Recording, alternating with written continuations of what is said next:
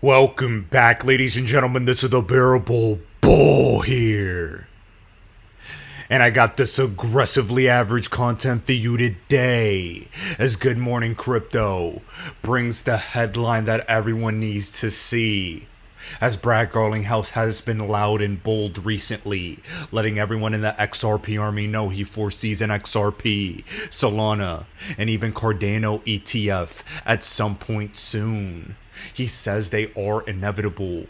They are going to happen. He's also predicted that $5 trillion in crypto market cap will happen this year. And these are all continued bullish confirmations for every single one of you at home to calm down, relax, and enjoy the show that's about to happen. Now, before we get into anything else and some of the biggest things going on today, I want to give you Brad Garlinghouse saying it out of his very mouth. It's just inevitable there's going to be more ETFs. It's almost like saying, when you first had the introduction of the stock exchange in the 1920s, if you only trade one stock, does that make sense? No, that doesn't make sense. Look, there's going to be multiple ETFs. We now have a big, approved ETH ETF. I think it's just a matter of time. It's inevitable. There's going to be an XRP ETF. There's going to be a Solana ETF. There's going to be a Cardano ETF. Now, my friends, with that bullish confirmation in your minds, and you understanding that generational wealth is chasing after you, and all you have to do is to continue accumulate these hyper suppressed altcoins, I have to give you the headlines that have been percolating throughout the world. Trump has been found guilty in his hush money trial of 34 different counts, and this is an abomination of the American legal system. Most Americans, if you ask them, will say that this was asymmetrical use of the judicial system and the legal process. Even people that hate Trump will say that's probably the case, but who cares, fuck Trump. I'm not particularly political, and I don't really support any political candidate. I think it's all absurd. Most of it is a distraction meant to give an emotional reaction to you. But ladies and gentlemen, when things like this happen, they are cataclysmic for the fabric of society. They truly are. So this is what I'm gonna say. I hate hypocrisy in all counts. Back in the day, Bill Clinton paid hush money to Paula Jones to drop a case. And this was reported by AP. But then, while they simultaneously don't prosecute things like this and make up charges retroactively decades later for a candidate they don't like, they will also own the fact checkers and say that this never actually happened. Ladies and gentlemen, what I'm doing here is showing you how to decipher the lizard talk, showing you how you can process information properly in 2024, in the age of misinformation, in the age of propaganda, in the age of asymmetrical use of power. You have to be aware. While they distract the masses with mainstream headlines, you have to be emotionless. You have to be stoic, and you just have to look out for opportunities that will empower you. Period. End of discussion. As your narrator through the book of Revelation, one of my favorite headlines is former President of the United States gets charged on all counts and found guilty for paying off a porn star. And as the fall of the American empire continues, I can't wait for one day the headline to read, Donald Trump, first convicted president, wins election from jail. And oh man, wouldn't that be a headline to behold. Ladies and gentlemen, the world is turning into a fascinating place. The headlines are getting more and more profound by the day. This actually inspired Trump's base a lot more, and he received, I believe, $34 million within 24 hours after these convictions. And what I'll say is this. Every single election year, we see a volatile cycle for the crypto market, and it usually allows for the most bullish conditions for the crypto market. I stated in my 100 Reasons Why XRP will reach new all-time highs video that 2024 being an election year will be one of the biggest bullish indicators for crypto to rise. I do expect the cutting of rates to happen at some point. That will likely allow for a final crypto market crash at some point later this year. But right now in the interim, they're not raising rates. Right now they're pausing rates, allowing perfect conditions for some alts to explode in value. I predict that they will cut rates drastically at some point when the system is cracking by the seams to use quantitative easing into infinity and beyond. As we know, when they cut rates, that is a moment of a massive volatile crash in the market, and that will allow for them to continue to deflate the balloon so they can reinflate it even bigger heading into the election cycle. They cannot crash the stock market in an election year, but they can make it pull back so they can reinflate it. They can cut rates drastically to make the money printer go burr again. That's exactly what Trump did in 2020. And I think this is what Biden's going to do in 2024. So as we reach an election season where the Biden administration is over here snorting cocaine in the White House and Donald Trump is over here being found guilty of bullshit charges, just enjoy the show as we, the XRP army, get rich in the background and become the new 1%. Now keep your eyes glued to the prize, my friends, as we continue on this journey. Here, I'm going to cap off this video for today by giving you David Schwartz at Consensus 2024, showing you some of the most important things you will need to be aware of in regards to Ripple and XRP moving forward. I want to let the big man David Schwartz speak for himself as all of you enjoy the show. Now guys, before I leave you, I would highly recommend all of you subscribe to my OnlyFans at onlyfans.com/thebearablebull, as I have been hosting free group consulting sessions for my OnlyFans community to empower them to have the most tools they could possibly have for the 2024 bull market. You'll be able to get your group schedule in the DMs. And in addition, I just posted a must-buy crypto. One that is at an immaculate entry point, but also one that I think is going to explode possibly in the coming days. Yes, days. It's one of those bull run warnings that I think all of you need to take advantage of, as I did have some of this before, but I just put a little more money into it because I think the time is about to come. Ladies and gentlemen, this is the Bearable Bull here. Thanks for tuning in.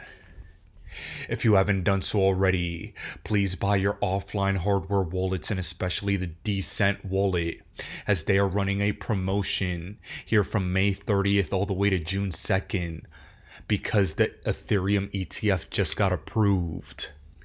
And you could get your discounted Decent wallet down in the description below. Please do so and maximize your crypto security to protect yourself against any and all crypto hackers. As always, guys, I appreciate every single one of you. Now I'll be back tomorrow with another video. By David Schwartz, the CTO of Ripple. This is our first time meeting you in person, at least my first time, but we've done the podcast before, so this is a really exciting opportunity to do this, live. So thanks for joining. My pleasure. I can't believe you guys have put a podcast studio in the middle of Consensus. It's Neither just can amazing. We're still getting used to it, so you're going to have to come along this journey with us. But can you talk to us a little bit, maybe, David, just to begin with, what's your reaction been to this conference? I know you've been to these several times. Does this feel any different? I think probably the biggest difference is a greater mix of developers than I usually see. Usually at Consensus, it's mostly business people and like number go up speculators who are just here because they don't know how else to like participate.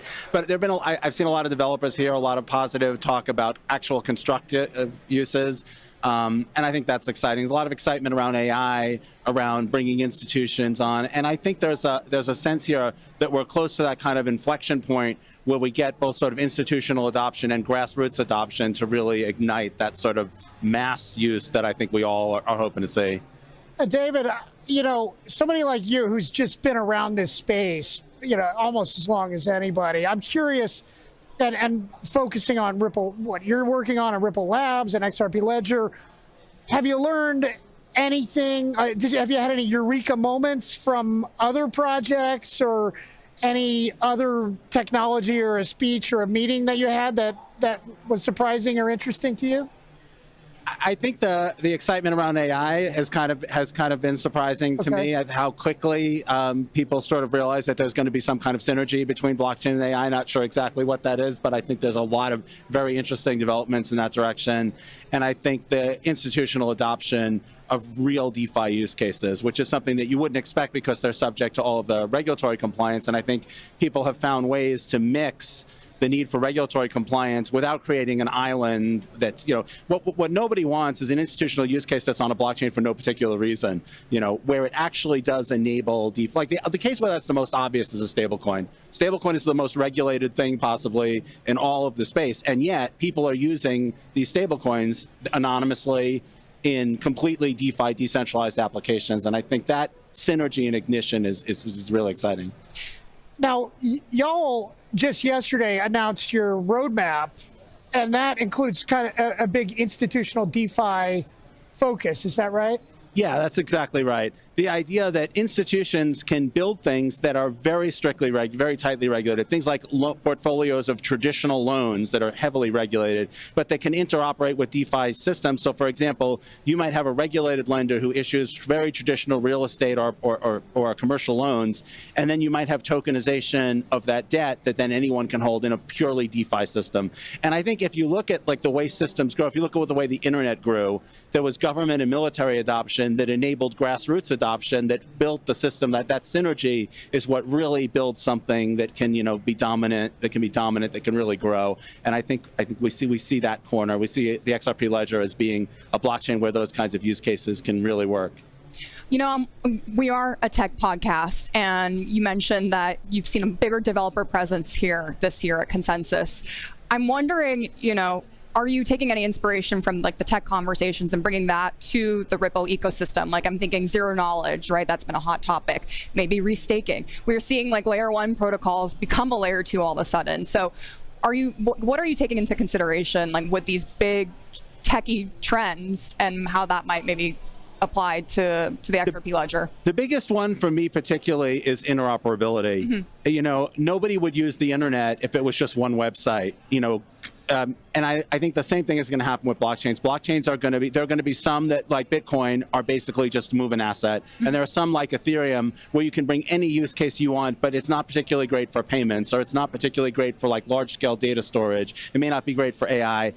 But if we have all of these specialized solutions that don't work together, and people are going to constantly have to think about, when you use a website, you don't have to think about what hardware they're using, what software they're using, how they connect. It all just works. Mm-hmm. We're going to have to come up with technologies that allow the entire system to just work for people so that they don't have to think, oh, I have my funds on this blockchain, or the token I want to buy is over on this other blockchain.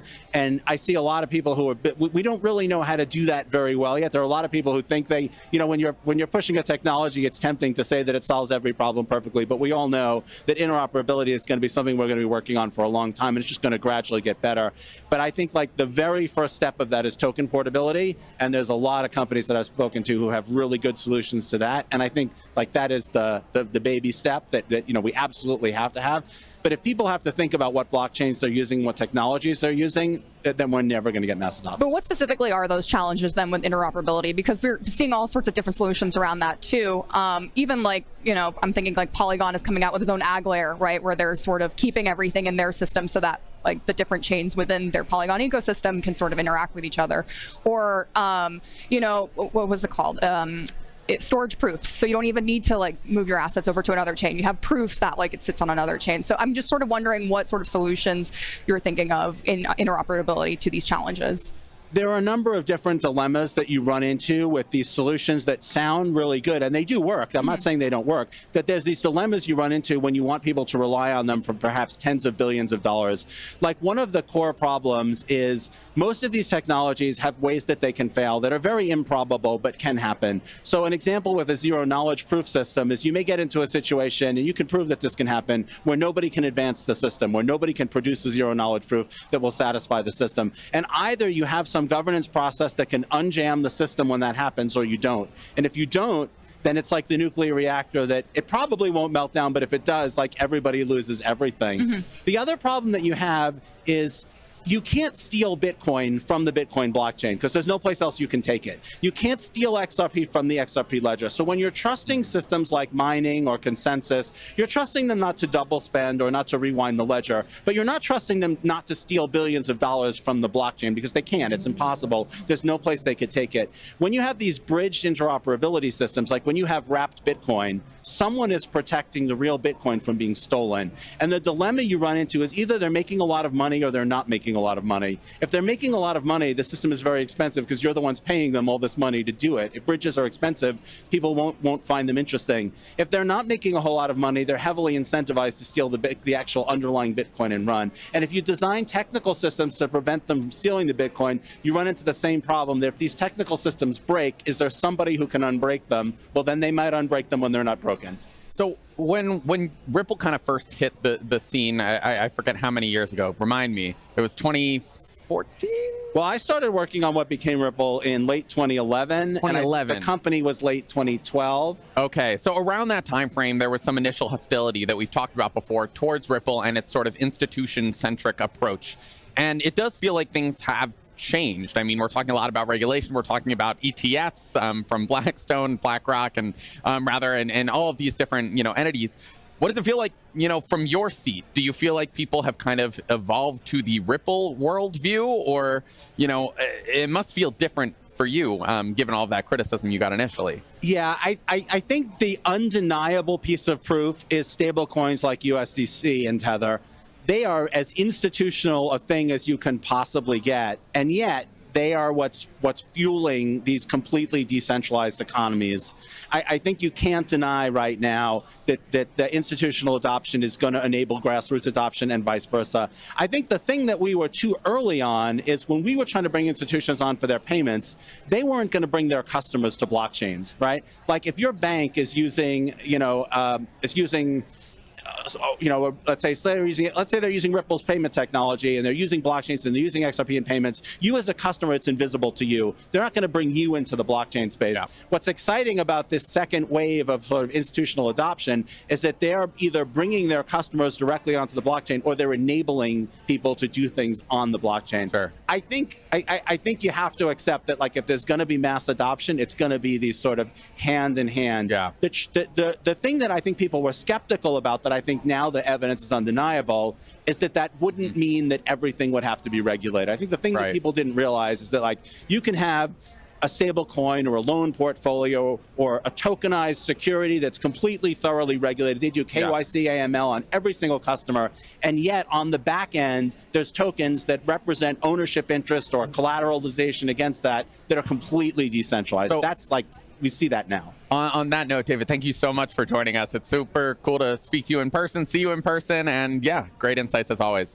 Thank you so much. This was such a pleasure. I cannot believe you guys built a podcast studio in the middle of a conference. With our own hands. And I wish everybody could see what they've got here. It's an amazing setup. Thank you so much. Thank you.